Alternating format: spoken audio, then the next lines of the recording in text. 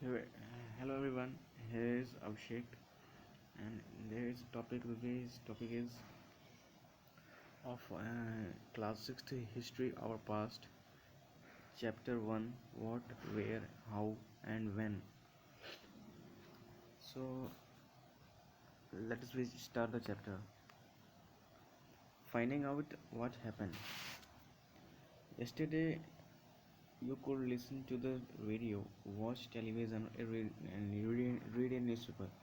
Last year I asked somebody who remembers.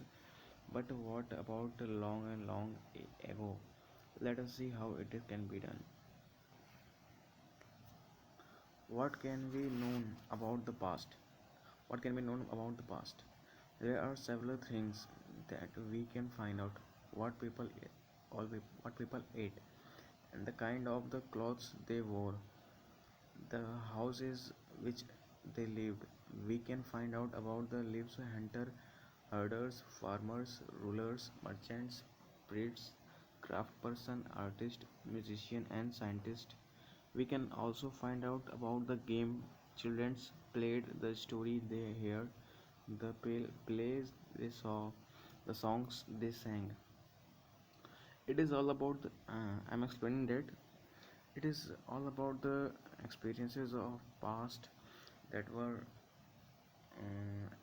as a lifestyle, as a behavior, as a habits, as a routine of the past persons. Let us continue. Where did people live? Find the river Narmada on map first, page 2. Later we see that people have lived along the bank of this river for several hundred thousand years.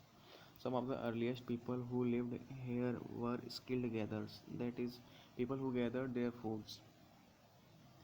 I'm explaining that people people gathered their food for the preserving for the future. People gathered their foods.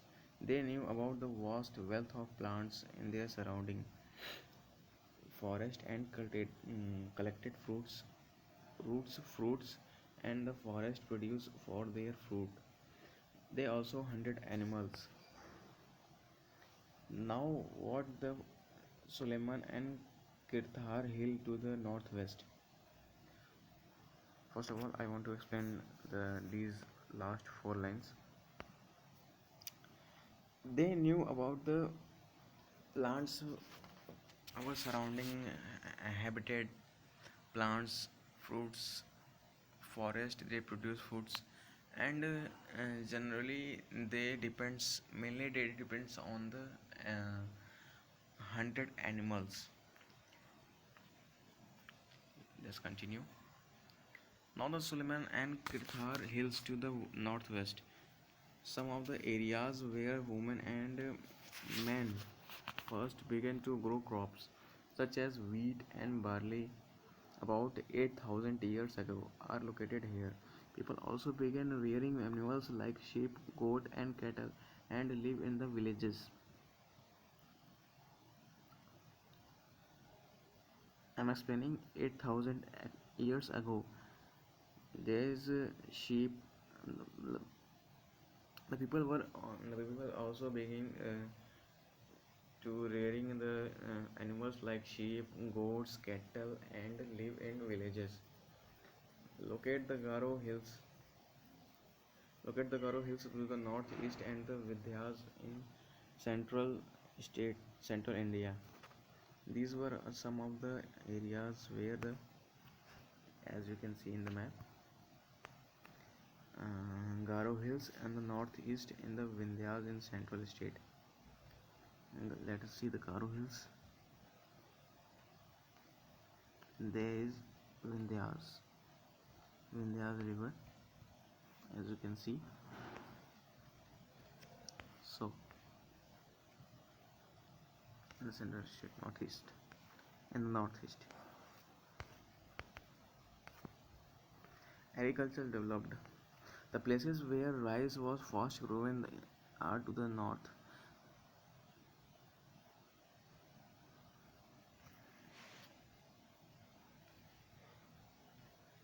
Trace the river. In the past times, the rise was first grown to the are to the north of the Vindhyas river. Trace the river Indus and the territories. The territories are smaller rivers that flow into the larger rivers. About 4,700 years ago, some of the earliest cities flourished on the bank of these rivers. Later, about the 2,500 years ago, cities developed on the bank of the Ganga and its tributaries. Let us see the map for better explanation that as that you can see the Indus River, which is divided into the Jhelum, Chenab, Ravi, and Satluj, and came into the part of India.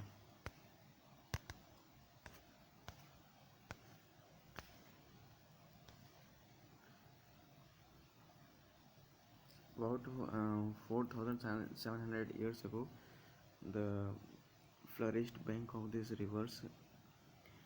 Later, the cities developed on the banks of the Ganga and sea coast, along with sea coast. Locate the Ganga and the called Son Nadi, Son River. Look at the Ganga. The location of the Ganga and its tributaries river. In ancient times, the area along with these rivers to the south of the Ganga was known as Magda. That's important point. In ancient times, these rivers to the south of the Ganga were known as Magda, now lying in the state of the Bihar. Its rules were very powerful and set up large kingdoms were set up in the other parts of the country as well. Throughout, people travel from one part of the subcontinent to the another, and hills and high mountains, including the Himalayas, desert, rivers, and sea made journeys dangerous at times, but never impossible. The hills and the high mountains, including the Himalayas, desert, rivers, and seas, made a journey dangerous,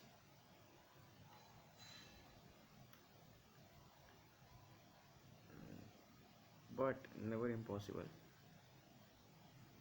So, men and the women moved in the search of a livelihood.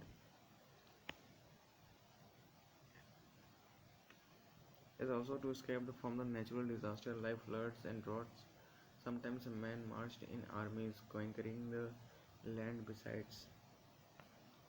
It is all explaining about the past past experiences of the Himalayas desert. That time it seems to be dangerous at that time, but it never impossible. So when the flood or drought comes or any disasters comes, then sometimes men marched in armies for saving the lands. Merchants travel to the canvas ships and goods were moved from place to place, and the religious teachers walked from the villages to village, town to town, stopping to offer instruction and advice on the way. That is the explaining about the situations and conditions conditions of the past, natural or unnatural circumstances. Finally, some people perhaps travel driven by a spirit of adventure, wanting to discover new and exciting places. All these led to the sharing of ideas between people. Why do people travel nowadays? Look at the map one. Now a hills.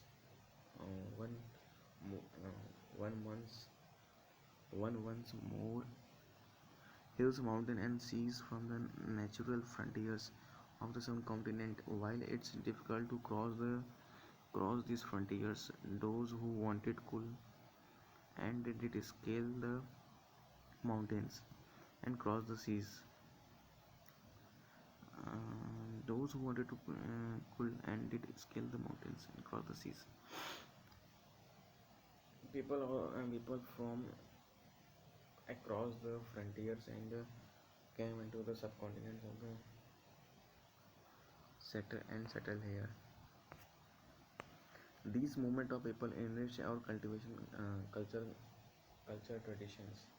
People have shared a new ways of carving stones and composing music and even cooking food over several hundred of years. Now that's the days that people explaining about to how to cook food and how to maintain ourselves, how to compose the musics and use of stones that now begin to start. And it's and these movements enrich our culture traditions. And now the question arises, what is the name of lands? Name of land. Two of the words we often use for the country,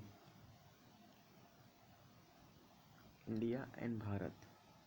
The word India comes from the Indus called Sindhu in Sanskrit. Find Iran and Greece in our atlas. The Iranian and the Greek who come to the throughout the northwest. First visitor to the India was the Iranian and the Greek who came throughout the northwest about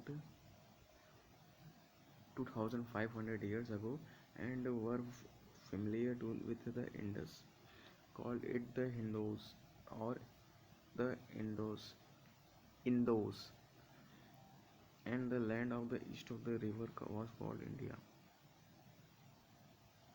It's called India. The name Bharata was used for the group of the people who lived in the northwest. The Bharata name was given to the northwest and who mentioned in the Rig Veda.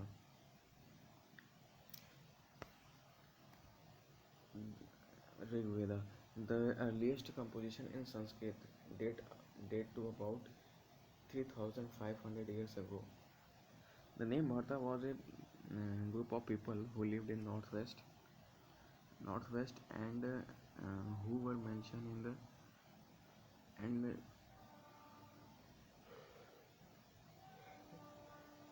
who were mentioned in the Rig Veda, the earliest composition in Sanskrit, dated about 3500 years ago. Later, it was used for the country. Finding about the past. Let us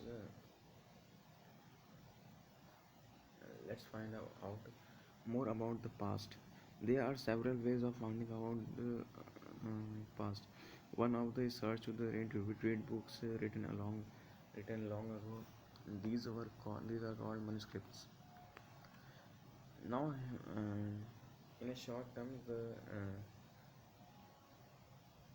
word manuscripts has been come from the Latin words manu and scripts, in which manu means hand, scripts means writing.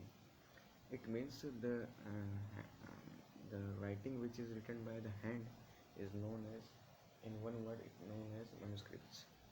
These were usually written on the palm leaf or on the specially prepared bark of a tree known as a birch, birch.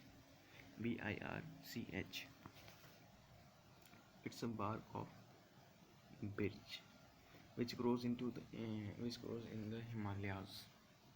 Over the years, many manuscripts were eaten away by the insects. Some were destroyed by the but eaten away by the insects.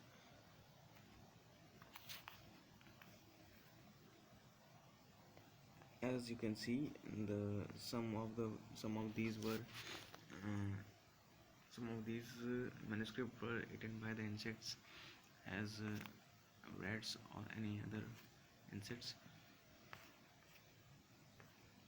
So but many of left and preserved in the temples, monasteries by and monasteries.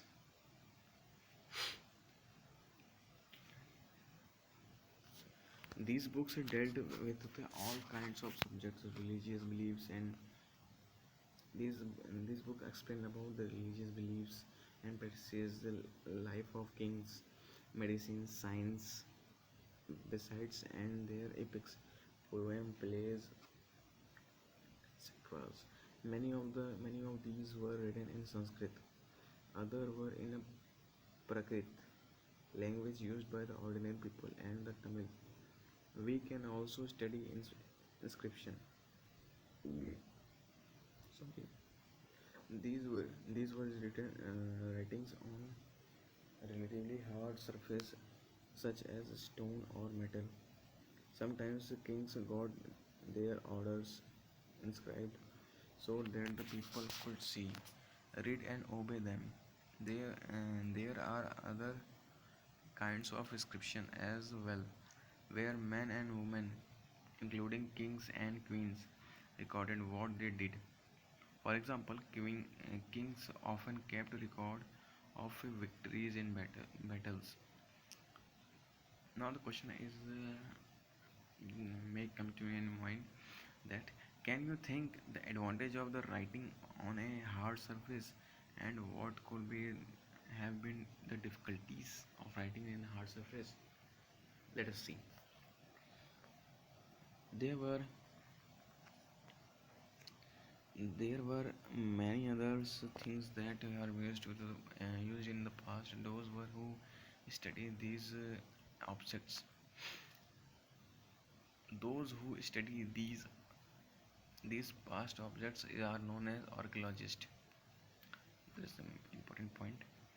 They study the remains of the building made of stone, bricks, painting, sculpture. They also explore the excavate, dig under the surface of the earth. It means dig under the surface of the earth. Excavate, find tools, weapons, pots, ornament, and other of the bones, baked and coins. Some of these may be made of stone, bones, baked clay, or metal. Objects that are made of hard, imperishable substances usually survive for a long time. A pot from an old city, that is what like to be that you can see the picture in photo uh, that seems to be a 4700 years ago old pot. On the right side you can see the an old silver coins, such as one were used from about 2500 years ago. In what ways the coins are different from ones we use today? What are the differences between the coins that we use today and that time the in present time? Archaeologists also look for the bones of animals, birds, and fish to find out what people ate in the past. Plant remains survive for more rarely. If seeds of grains or pieces of woods have been burnt, they lived in a charred form. Do you think cloth is found frequently by archaeologists? Historians, that is, scholar who study the past, often use the many sources of the refers to the information found from the manuscripts. The inscription and the archaeology. The sources of the This time explaining the sources of the manuscripts is found to be 100% real, but some of the manuscripts were not understood by the people. Later we say that once sources are found, learning about the past becomes an adventure as we reconstruct bit by bit. So historians and archaeologists are like detectives who use all these sources like clues to find out about our past. Our past or our one past or many. Did you notice the title of the book, Our Past? We have used the word past in the plural to draw attention to the facts of the past for different group of peoples. And there shows the explanation about the book's name, that is Our Past. Means the past is in plural, that means there should be a more than one past of the people. In fact, for example, the the lives of the herders or farmers were different from those kings and queens, and life of merchants were different from the craft persons, so on. Also, as it is true even today, people follow the different practices and customs in a different part of the country. For example, today most people living in the Andaman Nicobar get their own food by fishing, hunting, and collecting foreign forest produce. By contrast, more peoples living in cities depends on other supplies of the food, different from the existence of the past as well. Besides, there is another kind of difference. We know as the great deal about kings and battles they fought because they kept records of their victories. Thank you, everyone. Later we continue the class, and this is the part first of chapter first, and the second part will be uploaded in my channel soon. So kindly watch my